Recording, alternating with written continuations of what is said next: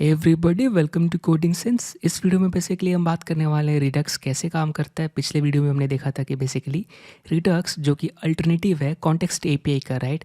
अगर हम context API जो रिएक्ट प्रोवाइड कर रहा है उसको हमें नहीं यूज़ करना, राइट, रिडक्स यूज़ करना, तो ऑफकोर्स यूज़ कर सकते हैं, लेकिन उसके लिए हमें समझना पड़ेगा रिडक्स कैसे काम करता है, राइट।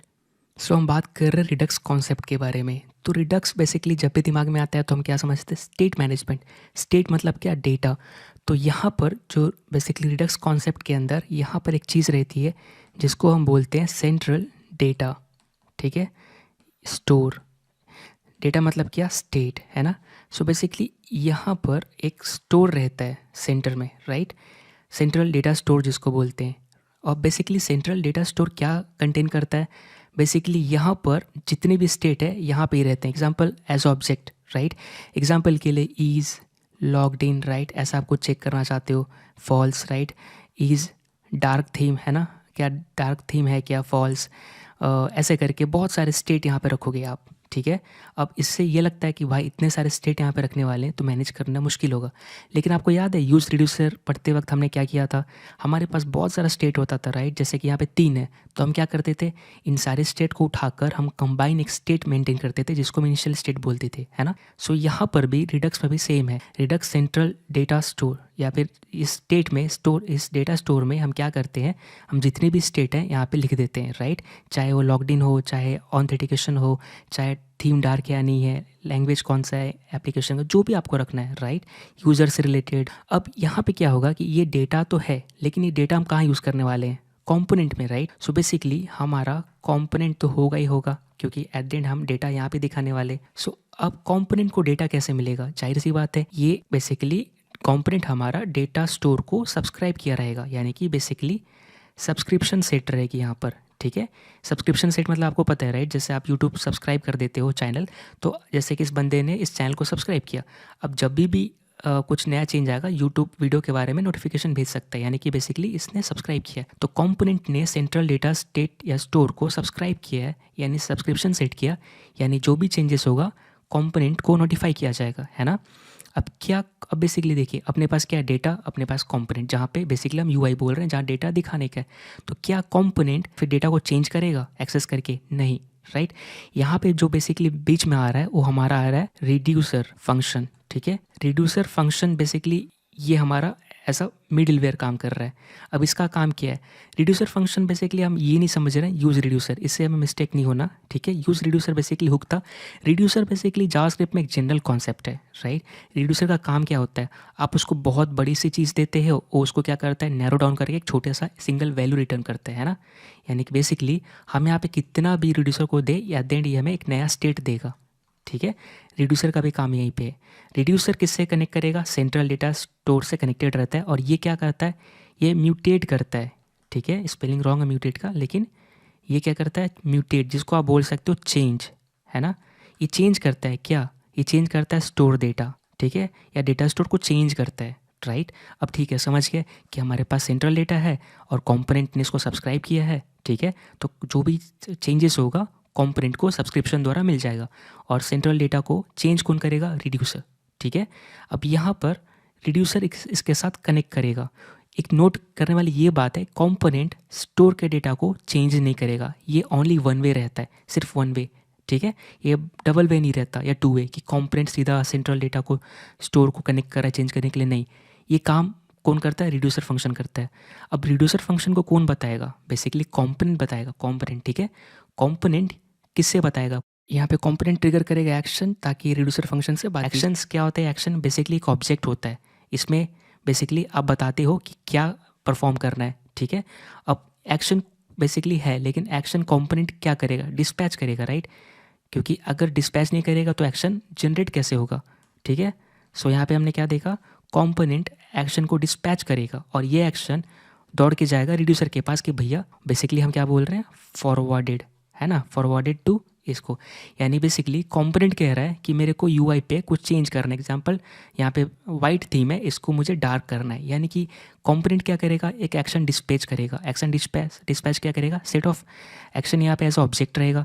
तो लेट्स से मैंने यहाँ पे टाइप लिखा और यहाँ पे क्या, इज़ डार्क या समथिंग, या फिर यहाँ पे लिखो सेट डार्क थीम, राइट, ऐसे करके एक्शन डिस्पैच होगा।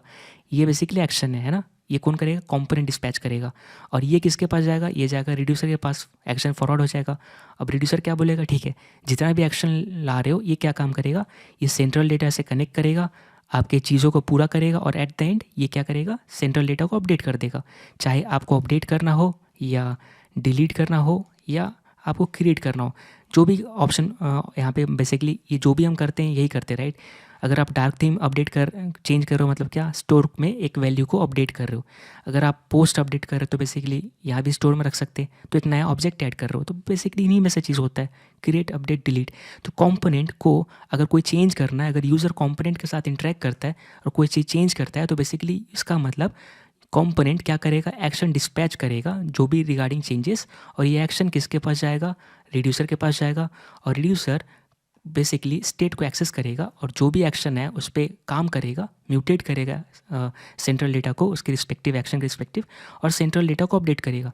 जैसे सेंट्रल डेटा अपडेट होगा, सेंट्रल डेटा बोलेगा भाई मैं अपडेट हो गया, और क्योंकि कंपोनेंट ने इसके साथ सब्सक्रिप्शन सेट किया तो ये कंपोनेंट को नोटिफाई करेगा कि ये चेंजेस है, कंपोनेंट यूआई पे वो चीज़ दिखा देगा, है ना। ये बिल्कुल ऐसा ही है। ऐसा मान लीजिए सेंट्रल डेटा स्टोर मेरा बैंक है। अब मैं बैंक में कुछ भी रख सकता हूँ, ज्वेलरी रख सकता हूँ जिसको ज्वेलरी बोलते हो, या मनी रख सकता हूँ, और ये कंपोनेंट मैं हूँ, ठीक है। अब मुझे क्या करना है, पैसा जमा करना है, तो मैं एक्शन डिस्पैच करूँगा, राइट। मतलब बिन बैठे घर बैठे बैठे पैसा तो जमा नहीं होगा, राइट। तो मैं एक एक्शन करूँगा, एग्जाम्पल टाइप, और यहाँ पे मैं दे रहा क्रेडिट, राइट, ऐसे करके एक्शन डिस्पैच करूँगा। ये एक्शन किसके पास जाएगा, रिड्यूसर के पास। रिड्यूसर कौन है, जो बैंक के अंदर बैठता है, राइट।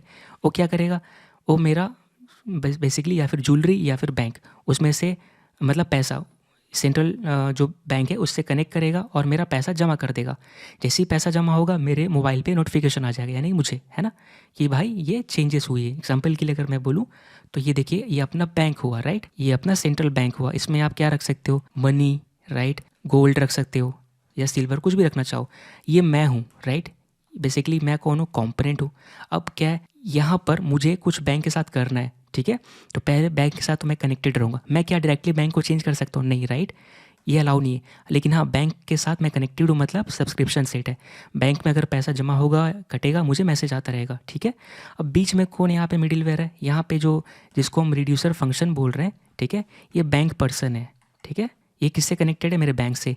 अब मैं बेसिकली एक्शन जनरेट करूँगा, राइट। वो एक्शन क्या है, गोल्ड जमा करना है या सिल्वर जमा करना है या मनी जमा करना है या पैसे निकालने हैं, जो भी है, तो मैं एक्शन डिस्पैच करूँगा। ये एक्शन किसके पास जाएगा, बैंक वाले के पास जाएगा। बैंक पर्सन या जो भी हो, मैनेजर, ये बैंक से कनेक्टेड है, या जो भी है बैंक के अंदर जो काम करते हैं बैंक से कनेक्टेड है। बैंक एक्सेस करेगा, बैंक के अंदर जो भी चीज़ें अपडेट करेगा और फिर मुझे नोटिफाई कर देगा। जैसे ही बैंक अपडेट होगा मुझे मैसेज आ जाएगा, राइट, कि आपका इतना जमा हो गया, इतना कट गया। तो बेसिकली यहाँ भी रिडक्स ऐसे ही काम कर रहा है ना। अगर रिडक्स को मैच करे तो यहाँ भी सेंट्रल है, ये मैं यूआई हूँ यहाँ पे, और यहाँ पे बैंक है यानी कि सेंट्रल डेटा है। यहाँ पे एक मिडिलवेयर है जिसको बैंक पर्सन बोल रहा हूँ, जो बैंक के साथ कनेक्टेड है, राइट। यही डेटा को म्यूटेट या चेंज कर सकता है ना। अब मुझे अगर कुछ चेंज करना है तो मैं बैंक के अंदर नहीं घुस जाऊँगा, राइट, बैंक जहाँ पे पैसा जमा होता है। मैं बेसिकली एक्शन जनरेट करूँगा, चाहे मैं पैसा निकालूंगा चाहे जमा करूँगा, और ये एक्शन जाएगा बैंक पर्सन को। बैंक पर्सन बैंक से कनेक्टेड है, वो पैसा जमा करेगा या पासबुक अपडेट करेगा, जो करना है। अब बैंक मेरा अपडेट होगा तो मुझे मैसेज आ जाएगा। तो बेसिकली रिड्यूसर यहाँ भी सेम एक्शन सेम ही वे से काम कर रहा है ना। सो आई होप आपको ये समझ में आया होगा कि बेसिकली अब यहाँ पे हम क्या आगे करने वाले।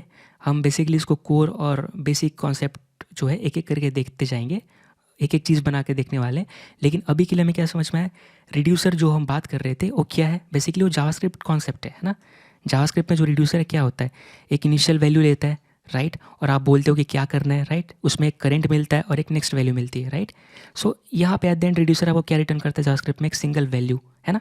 यानी कि अगर मैं बात करूँ जनरली रिड्यूसर का, आप उसको कितना एक एरे देते हो, राइट। रिड्यूसर अगर आप चेक करेंगे जावास्क्रिप्ट फंक्शन में, तो लेट्स से मैं 1, 2, 3 दिया, तो एट द एंड रिड्यूसर मुझे क्या देगा, अगर मुझे सब नंबर को ऐड करना है तो 3 2 5 + 1 6, रिड्यूसर मुझे सिंगल वैल्यू देगा 6, यानी कि एक नया स्टेट दिया इसने। रिड्यूसर का एक ही काम होता है, आप उसको क्या बोलते हो, आप एक्शन बताते हो। रिड्यूसर क्या करता है, स्टोर के साथ कनेक्ट करता है, अपडेट करता है या क्रिएट करता है, जो करे, और बाद में जो भी एक्शन में ऑपरेशन बताया गया था ये परफॉर्म करके स्टेट को अपडेट करता है। जैसे स्टेट अपडेट होता है यूआई को नोटिफिकेशन चली जाती है, क्योंकि यूआई से कनेक्टेड रहता है सब्सक्रिप्शन में, ठीक है।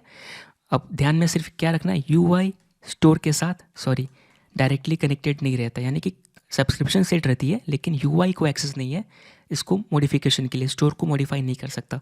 यूआई ओनली नोटिफिकेशन मिलेगा, ठीक है, स्टोर से कि भाई ये चेंजेस हुए तुम यूआई पे दिखाओ, राइट। यानी कैसा हुआ, मेरा एक यूआई है, राइट, अभी के लिए ऐसा मान लीजिए यूआई है ना। अब यहाँ मेरा बटन है, ठीक है, और यहाँ पे बेसिकली कैसा है कि ये यूज़र बटन क्लिक करेगा और यहाँ पर कुछ दिखता है, ठीक है। अब यहाँ पे जो लेट्स से ऑन था, यूज़र ने बटन क्लिक करेगा यहाँ पे तो ऑफ हो जाना चाहिए। तो यूज़र आया, इसको क्लिक किया, जैसे ही क्लिक किया क्या हुआ, ये एक एक्शन जनरेट हुआ। एक्शन में क्या, बेसिकली एक्शन एक ऑब्जेक्ट होता है, तो ऐसा ऑब्जेक्ट मान लीजिए, यहाँ पे टाइप ऑफ आया या ऑन आएगा, राइट, दोनों में से कोई एक जो यूज़र करेगा क्लिक करेगा वो आएगा। ये एक्शन किसके पास जाएगा, ये जाएगा रिड्यूसर के पास, रिड्यूसर फंक्शन के पास। रिड्यूसर फंक्शन बेसिकली एक्शन के ऊपर वर्क करेगा, अगर इसको डेटा चाहिए तो डेटा एक्सेस करेगा, ठीक है। रिड्यूसर किससे कनेक्ट करेगा, स्टोर से कनेक्ट करेगा। स्टोर को फिर ये क्या करेगा, एक नया स्टेट रिटर्न करेगा, स्टोर को अपडेट कर देगा।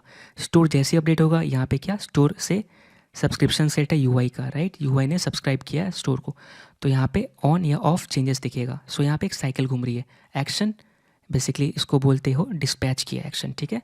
सो यूआई ने एक्शन डिस्पैच किया कॉम्पोनेंट ने, और ये एक्शन गया रिड्यूसर के पास, रिड्यूसर गया स्टोर के पास, स्टोर वापस आएगा यूआई के पास। सो आई होप आपको ये समझ में आया होगा।